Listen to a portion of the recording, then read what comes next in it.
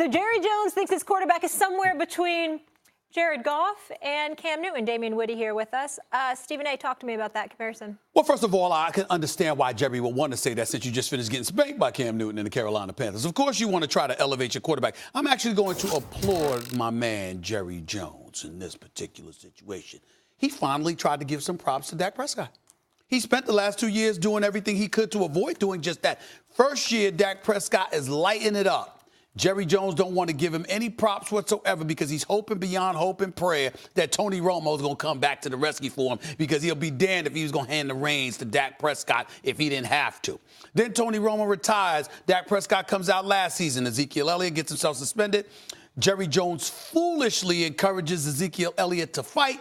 Reportedly, he was told by Roger Goodell that Ezekiel Elliott wasn't going to have to serve the suspension. He felt betrayed by Roger Goodell, blah, blah, blah, blah, blah. He was distracted with that. And that was the reason why he couldn't sit up there and be sensitive to the plight of Dak Prescott's situation and what he was put in and how he had to try to overcome those doldrums. Now this year comes out, it's week 1 of the NFL season. Your offense can't generate nothing but 8 points. Jason Garrett is asleep at the wheel, deciding to give Ezekiel Elliott, him and Scott Linehan decided to give Ezekiel Elliott only 15 carries and what have you. And finally, Jerry Jones wakes up and says, hey, I got to speak up for my quarterback. I got to give him some love. Maybe that's the way to go in this particular situation. I have no problem with that other than to say this. Although I know Jared Goff can play, Jared Goff had one good season.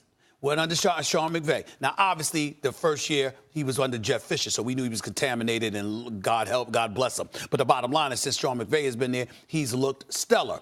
But let's see what he still doesn't want a playoff game. Let's see what he does before you put Dak Prescott and go like this. Well, Jared Goff. Why should Jared Goff even be mentioned in this situation? Dak Prescott, at this point, is not good enough to be the best player on a playoff team. Cam Newton is good enough, we've seen, to be the best player on a team that makes the Super Bowl. So he ain't Cam Newton. Jared Goff also right now is better than Dak Prescott. Okay. And a couple years ago, Dak Prescott was better than Jared Goff. And what's the difference? Now Jared Goff has the offensive line and the running back, and Dak Prescott doesn't. Dak Prescott is a game manager. He has a running back, but no offensive line. Well, no offensive line. I mean, no, the offensive line is in shambles. It's not nearly what it was. It's not nearly what it was. But it's not awful. When they got Whitworth in St. Louis, in L.A., I told everybody, that's going to be a big difference. They shored up the offensive line, and it has been. Look. Dak Prescott is a game manager who can be big on third down. Tom Brady was started out like that. Russell Wilson did. And like Russell Wilson, he has better wheels than Tom Brady, right?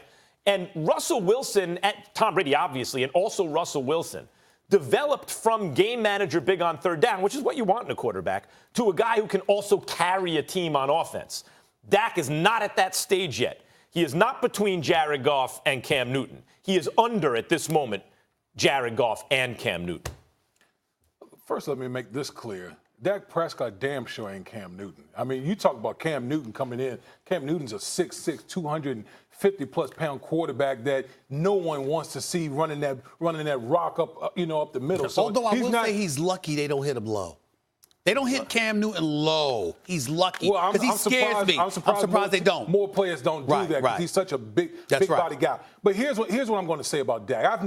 Number one, I've never been on this Dak train because when you look at the Dallas Cowboys, the way they've built their roster, they want to run the peel. They want to run the rock, and everything is predicated off of that. Mm-hmm. So everyone's going to sell out to try to stop Ezekiel Elliott. Okay. Now, Scott Linehan, I don't know what the hell he was thinking about not giving Ezekiel Elliott the ball enough, but he should have more opportunity. He should have plenty of opportunity to make plays in the passing game. Now, this whole comparison. What happened to Todd Gurley in L.A.? They would stack the box. Now, here's what I'm going to say about the whole Jared Goff situation. The main difference is they don't have Sean McVay. Coaching matters more so in the National Football League than any other sports league. Look at Goff under Jeff Fisher. And then look at Goff under Sean McVay. Two totally different quarterbacks. We're not going to mistake Jason Garrett or Scott Linehan for Sean McVay. That's the main issue right there. Well, first of all, there isn't a human being on this earth that has mentioned Jeff Fisher more than me. Let's be very, very clear about that. I am the champion when it comes to mentioning Jeff Fisher. 22 years as a coach in the NFL and missed the playoffs 16 times. Let me tell you, there's affirmative action in reverse for crying out loud. The fact that he had a damn head coaching job. Now, let's get to the big part about this, though. You're saying that you haven't been a Dak Prescott guy. Let's be fair to Dak Prescott in this regard. What does he have to work with right now? Deontay Thompson, Cole Beasley, Jason Witten is gone, Des Bryant is gone, and even when they were there, Des Bryant supposedly lost a step. Jason Witten obviously lost a step. He's going to the Hall of Fame, but there's a reason he's working here on Monday Night Football. So when you look at it from that perspective, even though the team was built to run the football, there is something to be said about the absence of personnel in the passing game that Dak Prescott has had to work with, because if guys can't get open, what the hell is he supposed to do? I say the jury is still out on him. I understand the trepidation about him, but give me some weapons for him to play with, then judge him. But Steve, you got to understand this, okay? Teams get off the bus when they play the Dallas Cowboys. They're selling out to stop Zeke Elliott. So on the outside, you got guys just playing. They can't get open. They got one-on-one. Can't get open. Listen, from what I saw looking at it, there were guys getting open, but I didn't see Dak Prescott not being able to get them the ball. Real quick, he's been in one playoff game. It was against Aaron Rodgers. Aaron Rodgers, it required one of the greatest plays of one of the greatest players' career